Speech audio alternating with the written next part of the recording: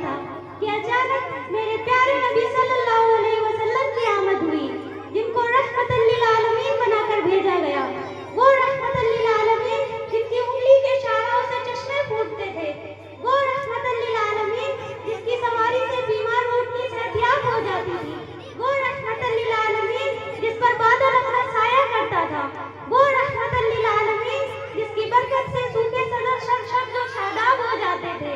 وہ جن کی قربت حضرت علی رضی اللہ عنہ کو شیر خدا بناتی ہے، جس کی نسبت حضرت فاطمہ رضی اللہ عنہ کو خاتون جنت کا درجہ عطا کرتی ہے، وہ رحمت للعالمین جس کے پسینے اطہر سے خوشبو کے خزانے فضاؤں کو مہکاتے ہیں۔ میں اس رحمت للعالمین کی شان میں کیا ہی بیان کروں کہ جس سے زیادہ اللہ رب العزت نے کسی کی تعریف ہی بیان نہیں کی، جنہیں میرا رب کبھی حبیب کہے تو کبھی خلیل کہے، کبھی طٰہٰ کہے تو کبھی یاسین کہے، جس کے چہرے کو والضحیٰ، جس کی زلفوں کو واللیل کہے، جس کے سینے کو علم نشرہ کہے،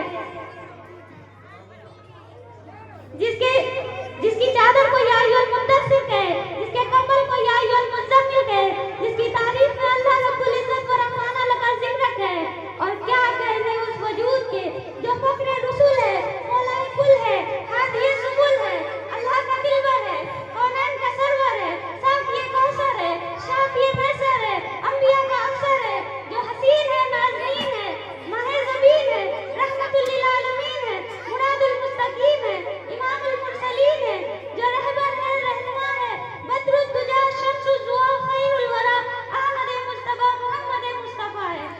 جو اٹھے تو آسمان کو بلندیاں مل جائیں، جو بیٹھے تو زمین کو سکون مل جائے، جو ہنسے تو تارے چمکنے لگے، جو بولے تو انادل مہکنے لگے،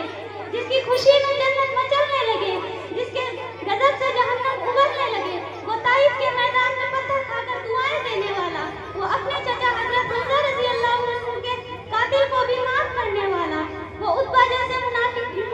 کی نماز جنازہ پڑھانے کا ارادہ کرنے والا۔ شاعر نے اس کو ایک انداز میں کہا ہے، عشق ہو تو عشق کا مطلب سمجھ میں آئے گا، عشق ہو تو عشق کا مطلب سمجھ میں آئے گا، ان کا رتبہ جاہلوں کے کب سمجھ میں آئے گا۔ میری مانو مصطفیٰ سے عشق کرنا سیکھ لو، میری مانو مصطفیٰ سے عشق کرنا سیکھ لو، اس میں کتنا فائدہ ہے تب سمجھ میں آئے گا۔ اپنے کلمے میں خدا نے کیوں رکھا ہے نام نبی، اپنے کلمے میں خدا نے کیوں رکھا ہے نام نبی، سوچو تو ذرا سرکار کا منصب سمجھ میں آئے گا۔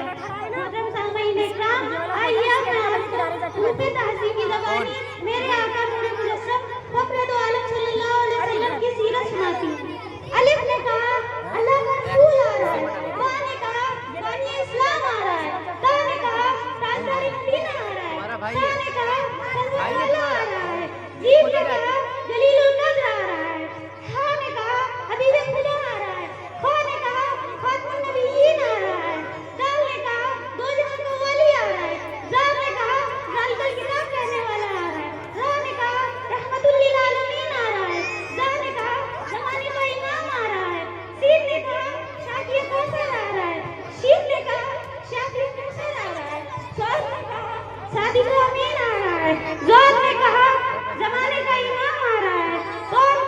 نے کہا طاہر و مطہر آ رہا ہے، زوال نے کہا ملک کو مٹانے والا آ رہا ہے، عین نے کہا عرب کا تاجدار آ رہا ہے، غین نے کہا غریبوں کا ماوا آ رہا ہے، فا نے کہا فقیروں کا مولا آ رہا ہے، کاف نے کہا قرآن والا آ رہا ہے، کاف نے کہا کملی والا آ رہا ہے، لام نے کہا لوح قلم والا آ رہا ہے، میم نے کہا محمد رسول اللہ آ رہا ہے، نون نے کہا نبیوں کا سردار آ رہا ہے، واو نے کہا والضحیٰ والا آ رہا ہے، ہا نے کہا غازی برحق آ رہا ہے، اور یہ پکار اٹھا یکتا انوروں کی شان والا آ رہا ہے۔ ایسا مقدس نبی اللہ رب العزت نے ہمیں عطا فرمایا، ہمیں چاہیے کہ ایسے مقدس نبی کی ہم اتباع کریں اور ان سے سچا عشق اور محبت کریں۔ آخر میں اس شعر سے اپنی تقریر کو ختم کرتی ہوں۔ ارباب نظر کو کوئی ایسا نہ ملے گا، ارباب نظر کو کوئی ایسا نہ ملے گا، بندے تو مل جائیں گے آقا نہ ملے گا۔ تاریخ اگر ڈھونڈے گی ثانی محمد، تاریخ اگر ڈھونڈے گی ثانی محمد، ثانی تو بڑی چیز ہے سایہ نہ ملے گا۔ وما علینا الا البلاغ۔ جزاک اللہ۔